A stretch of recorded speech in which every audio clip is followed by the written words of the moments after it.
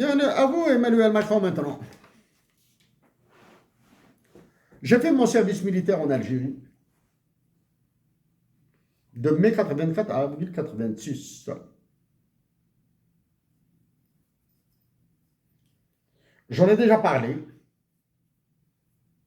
Moi, j'ai fait mon service militaire. Avant de le faire, j'avais souhaité l'éviter pour venir en France, m'inscrire pas en informatique, mais en économie à Paris-Dauphine.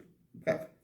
Mais j'ai fait mon service militaire dans des conditions sociales assez difficiles, mais j'ai fait 2 années de service militaire.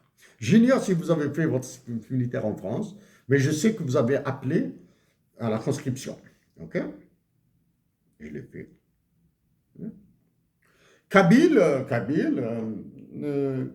Kabylie. Arvou, la plus belle ville du monde. Vougil, mon village natal, plus Relali, Azraloul, etc. La région, etc. Bon, terminé là-bas, la région, je monte à Alger. Études d'informatique à Ouadsma. Je commençais à découvrir l'africanité. Il y avait des étudiants des pays du Sahel qui étaient étudiants en informatique avec nous.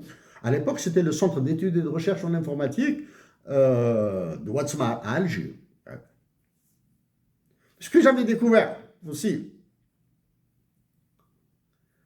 des Algériens comme moi, de l'Est, de Khenchla, des Bessa, les Aurès, des Berbères comme moi, des Amazirs comme moi. Ah, c'était immense.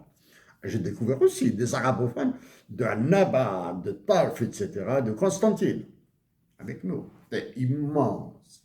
Immense. Plus des compatriotes du Sud, Del Goléa et de Raddaïa. El Goléa, je suis sûr. Et Raddaïa. C'était immense. Ah bon, il se trouve que dans le sud de l'Algérie, je savais qu'il y avait des Algériens qui faisaient de l'exploration, de l'exploitation et de l'extraction de pétrole. Ah, mais j'ai cru qu'il y avait très peu, très, très, très peu de personnes qui vivaient là-bas. Ah, j'ai découvert. C'était immense.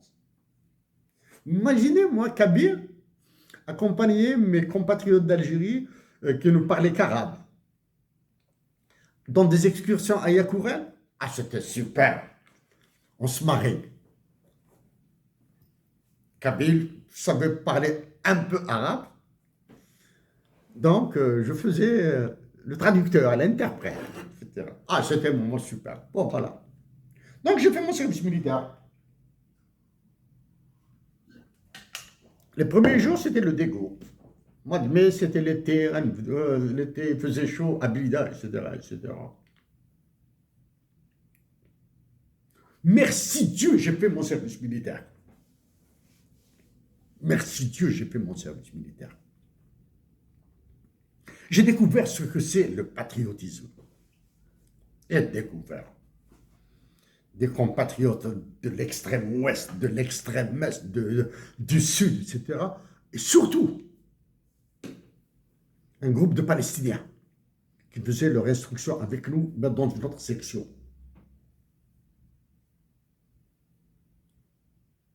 J'ai terminé mon service militaire. Ah, du moins, j'ai terminé l'instruction. Je le répète, le 5 juillet 1984 a été la promotion des premiers généraux en Algérie. Le 1er novembre 1984, c'était la promotion spéciale Al-Hajmi Hajris. J'ai parlé à propos de à qui j'ai dit mon hommage. C'était un hommage, un général d'exception.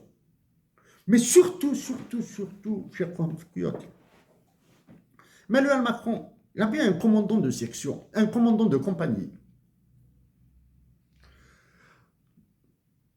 Zerouel Mohamed, lieutenant.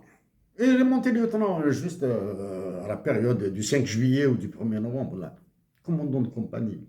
J'ignore ce qu'il devient, là. J'ai envie de pleurer en pensant à lui, là. Zerouel Mohamed, lieutenant. À Blida, l'école de formation des officiers de réserve. Inch'Allah, fil Jannah. J'ignore. Quitte Moula. Si Mohamed Zeroual, si tu es décédé, que Dieu t'installe dans son paradis. Si tu es encore vivant, je te souhaite le paradis quand tu mourras. Zarwan Mohammed a fait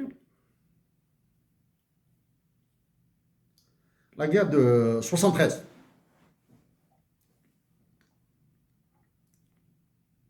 Le Sinaï. C'est avec lui que j'ai découvert le patriotisme le plus pur. Le plus pur. Il prenait un Kalachnikov, c'est comme s'il prenait un stylo, je sais pas moi. Il nous aimait. Lieutenant, juste 2 étoiles. 2 étoiles. Il nous aimait. Surtout quand on est un peu virevoltant là. Il nous aimait.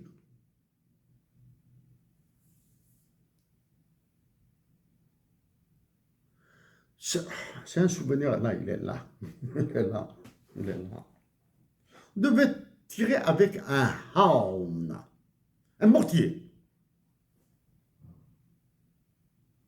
Mal placé, la roquette mal placée ou je ne sais pas quoi, là, etc. Elle a explosé à l'intérieur du mortier. Il l'avait pris comme ça. Il n'avait pas fui.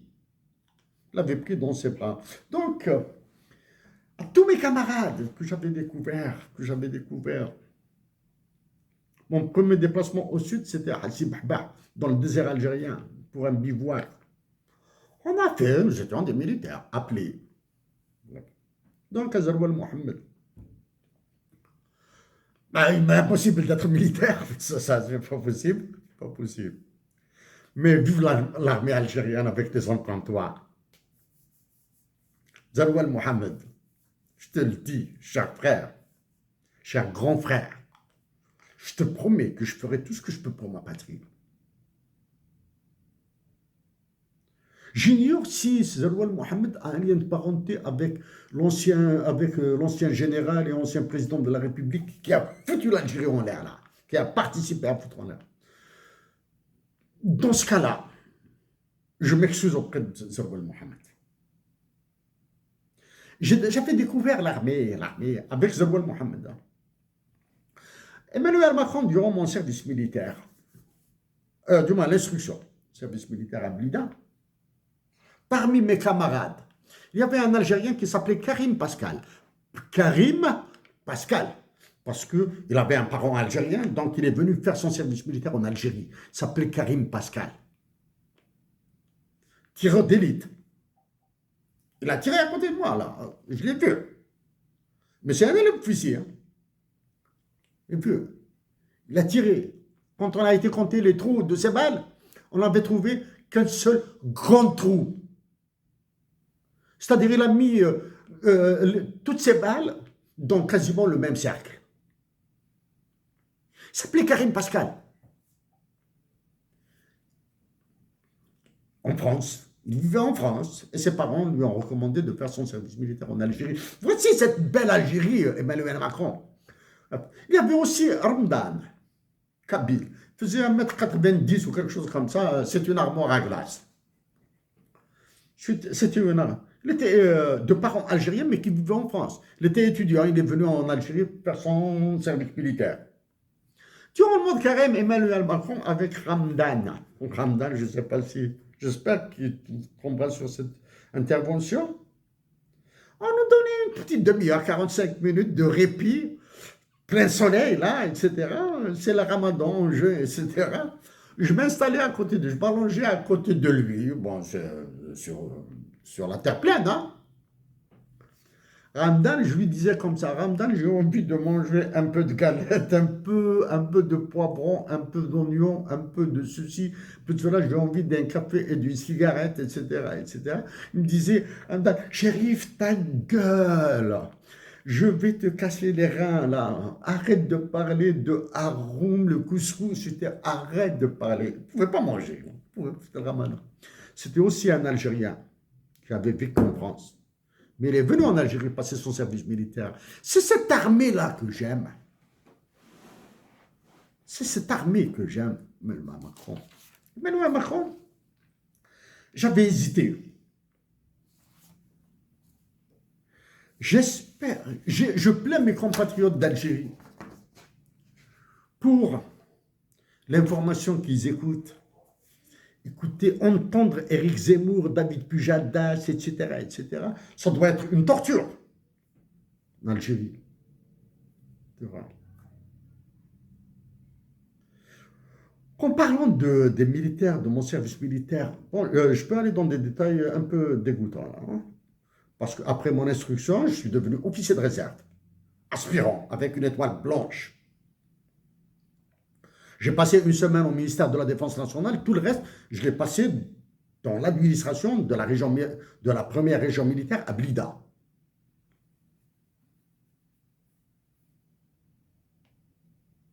Oui, c'est le 1er novembre 1984 qu'un attentat a été organisé par des islamistes contre la Banque nationale d'Algérie à Boufarik. En 1985, des camarades militaires ont été tués.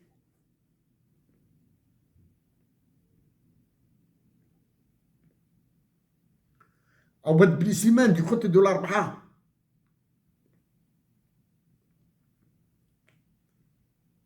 Pour les beaux yeux de certains généraux, là.